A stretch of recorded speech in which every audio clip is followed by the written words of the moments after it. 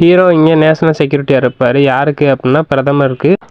நான் இருக்கிற வரை உங்க மேலே ஒரு குண்டூசி கூட படாதுன்னு சொல்லி ஹீரோ வந்து பில்டப் பண்ணியிருப்பாரு. இப்போ நீங்கள் எங்கே போகணும் மீட்டிங் நான் கூட்டு போகிறேன்னு சொல்லி கூட்டு போவார். அப்போ இல்லை ஹீரோவும் அந்த மீட்டிங் சேஃபாக கொடுப்பேன், நான் இருக்கும் வரைக்கும் ஒரு குண்டூசி கூட நகராதுன்னு சொல்லுவோம். டம்முன்னு பார்த்தா பாம்பு டம்முன்னு வெடிச்சிடும். ஹீரோ வந்து ஷாக் ஆகிடுவான். அதுக்கப்புறம் வில்லைங்க வந்து பிரைம் மினிஸ்டரையும் செக்யூரிட்டி அந்த நேஷன் செக்யூரிட்டி எல்லாத்தையும் கடத்திட்டு போயிடுவாங்க. அதுக்கப்புறம் ஹீரோ சண்டை போட்டு வந்து பிரைம் மினிஸ்டர் கூட்டு போயிடுவோம். அதுக்கப்புறம் அவர் வந்து சரக்கு வாங்கி கொடுப்பாரு.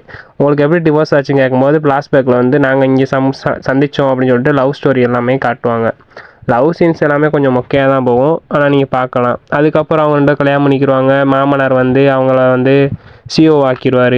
அதுக்கப்புறம் வந்துட்டு அவனுக்கு நிறைய வேலை கொடுத்து வீட்டு வேலை செய்ய வச்சுருவான் மாமனார். வீட்டு வேலை செஞ்சு அதுக்கப்புறம் அவன் பிடிக்கலன்னு சொல்லிட்டு அவன் கோச்சிக்கிட்டு போயிடுவாங்க அவங்க வீட்டுக்கு. அதுக்கப்புறம் டிவோர்ஸ் வாங்கிடுவாங்க.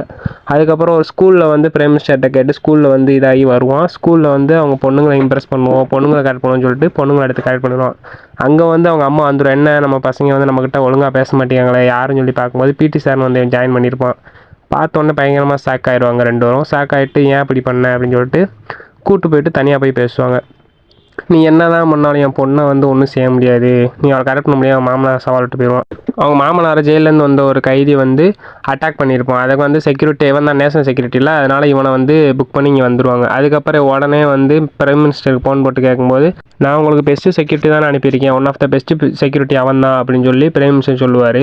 உடனே அவன் சரின்னு சொல்லிட்டு காலை கட் பண்ணிடுவாங்க. அதுக்கப்புறம் நம்ம ஹீரோ வந்து இந்த சண்டை சீனு இதெல்லாம் லாஜிக்கெலாம் பார்த்தோம் அப்படின்னா இந்த இதெல்லாம் வந்து ஓகே.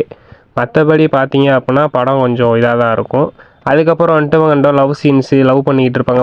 பொண்டாட்டி எப்படியாவது கரெக்ட் பண்ணிடலாம் மாற்றிடலாம்னு சொல்லி இவன் நிறைய ட்ரை பண்ணுவான். இவன் வந்து போலீஸ்ன்னு சொல்லி போய் சொல்லிவிட்டு அவங்க தம்பியை காப்பாற்றுறக்காண்டி அவன் தம்பி வந்து ஒரு பொண்ணை வந்து ரேப் பண்ணி கொலை பண்ணியிருப்பான். அதை வந்து அவன் தம்பியை காப்பாற்றுறக்காண்டி போலீஸ்லேருந்து தப்பிக்கிறக்காண்டி கூட்டு வந்திருப்பான். பேப்பரில் அந்த சின்ன பொண்ணு பார்த்துட்டு இவன் வந்து காட்டி கொடுத்துருவாங்க. சேர்னு போலீஸ்லாம் வர வச்சு இவனை அரெஸ்ட் பண்ணிடுவாங்க.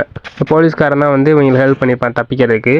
வீட்டில் யாரும் இல்லாதப்ப வந்து வீட்டுக்குள்ளே பூந்துருவாங்க. செக்யூரிட்டி எல்லாத்தையும் கொண்டுட்டு அவன் பொண்டாட்டி அவங்க மாமனார் அவன் இப்போ குழந்தைங்க எல்லாத்தையும் கொல்றதுக்கு வந்துடுவான். ஹீரோ வந்து என்ட்ரி கொடுத்து எல்லாத்தையும் காப்பாற்றிடுவான். சண்டை போட்டு நீ எல்லாத்தையும் அடித்து போட்டு சண்டையெல்லாம் கொஞ்சம் மொக்கையாக தான் இருக்கும். இப்போ லாஜிக்கெலாம் பார்த்தா பார்க்கலாம். அதுக்கப்புறம் ரெண்டு பேர் பேச்சுவார்த்தை நடத்தி சண்டை சமாதானம் பண்ணிடுவாங்க. அதுக்கப்புறம் ஹீரோ ஒன்று சேர்ந்துருவாங்க. அதுக்கப்புறம் பிரைம் மினிஸ்டர் போய்ட்டு நன்றி அப்படின்னு சொல்லி முடிச்சுருவாங்க. அவ்வளோதான்.